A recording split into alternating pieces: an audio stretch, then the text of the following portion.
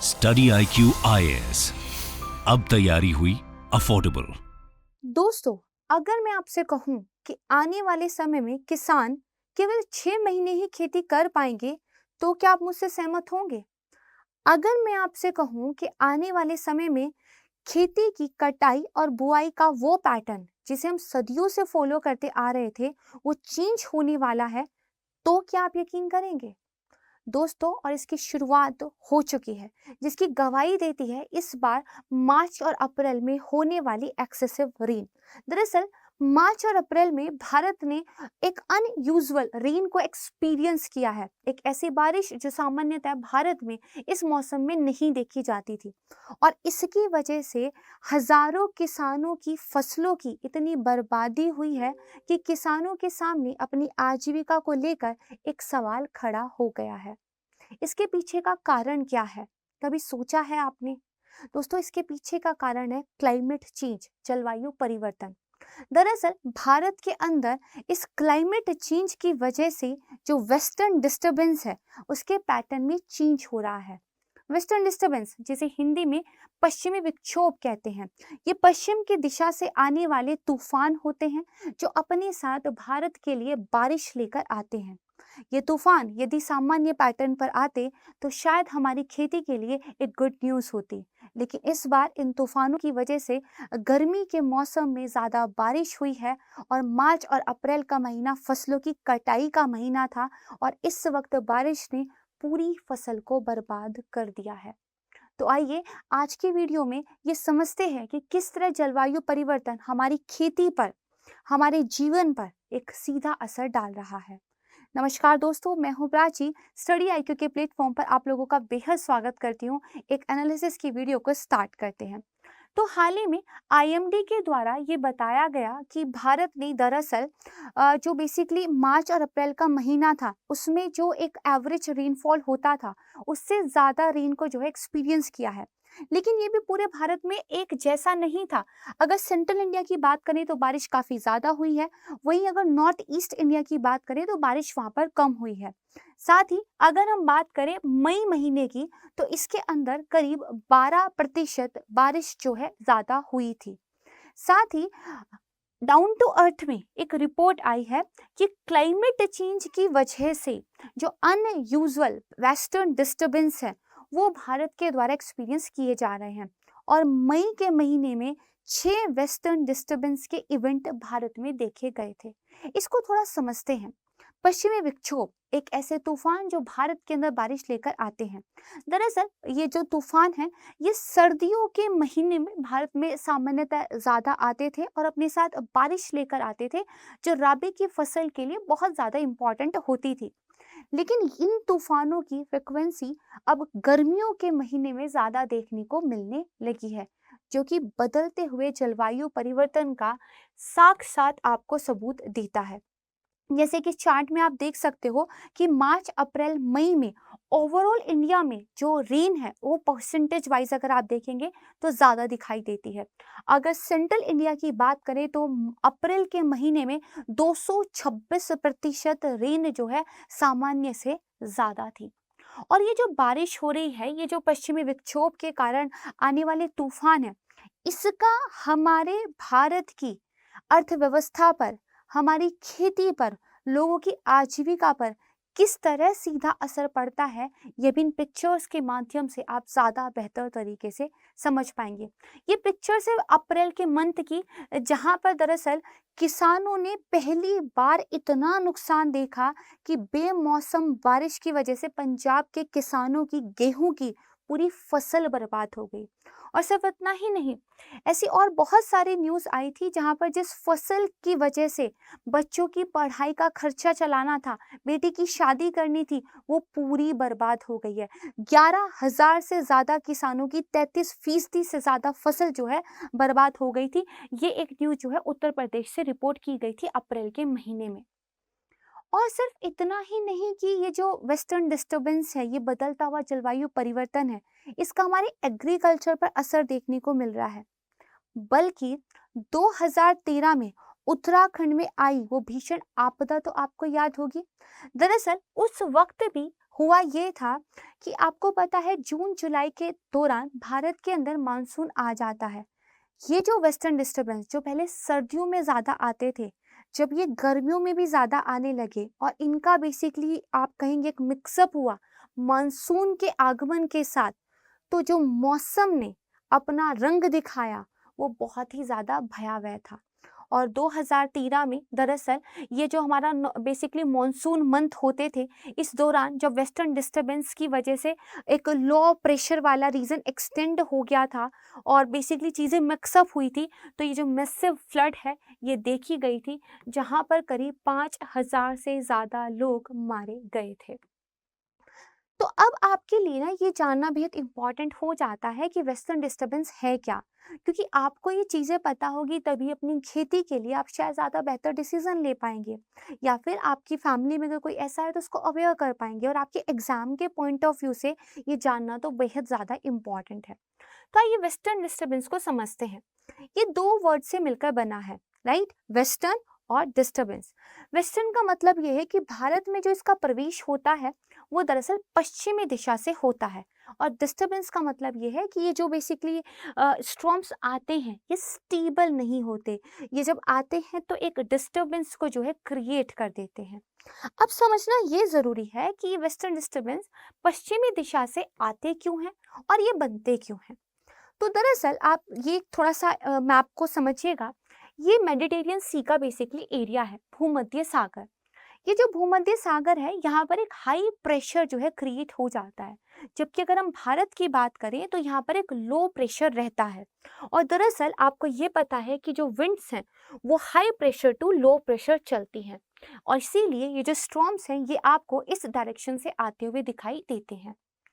अब मन में सवाल उठ रहा होगा कि हाई प्रेशर और लो प्रेशर ये डिफरेंस कैसे आया है।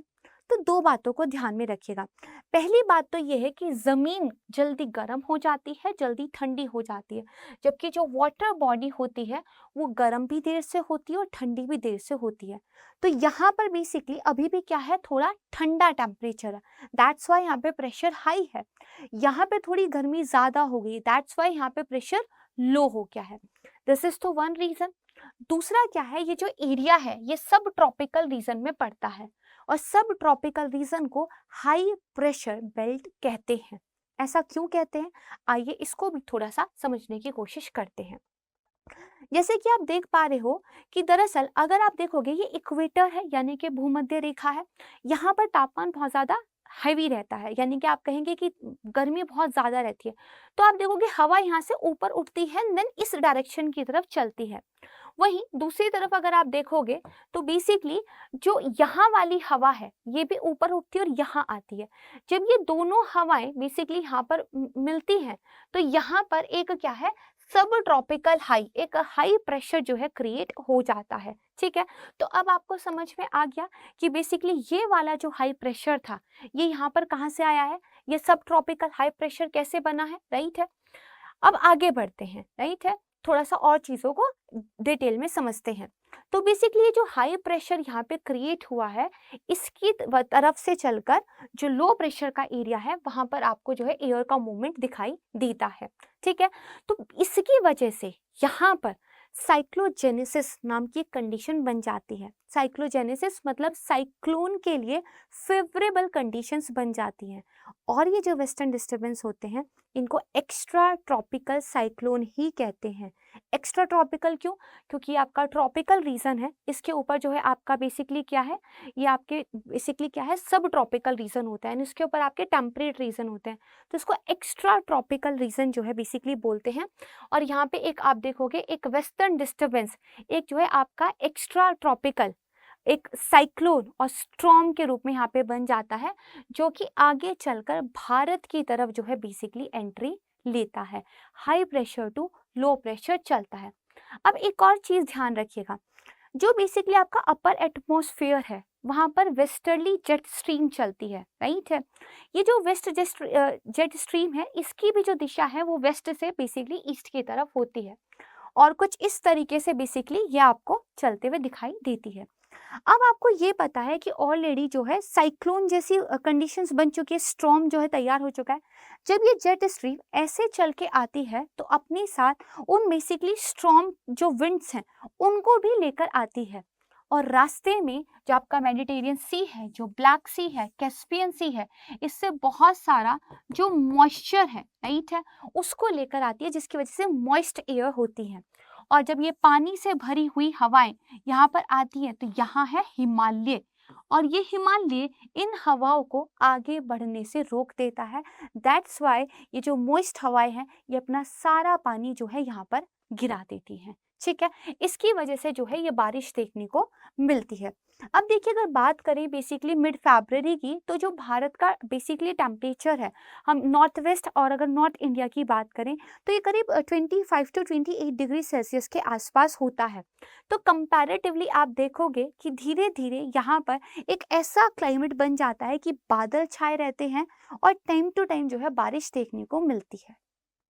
This is clear. तो ये तो ज्योग्राफी के पॉइंट ऑफ व्यू से हमने पढ़ा। अब आप जानते हो कि बेसिकली सर्दियों के समय राबी क्रॉप जो है इसकी बुआई किसान करते हैं, और राबी में बेसिकली जो गेहूं है ये भारत के लिए बहुत ज़्यादा इम्पॉर्टेंट है, क्योंकि ये हमारा एक स्टेपल फूड है। अब इसकी जो बुआई का समय है वो बेसिकली अक्टूबर नवंबर है। जब आपको ये फसल बोनी है, अगर इस समय बारिश होती है तो ये फेवरेबल कंडीशन है। लेकिन बात करें मार्च और अप्रैल की, तो इस दौरान जो है इस फसल की कटाई का समय हो जाता है।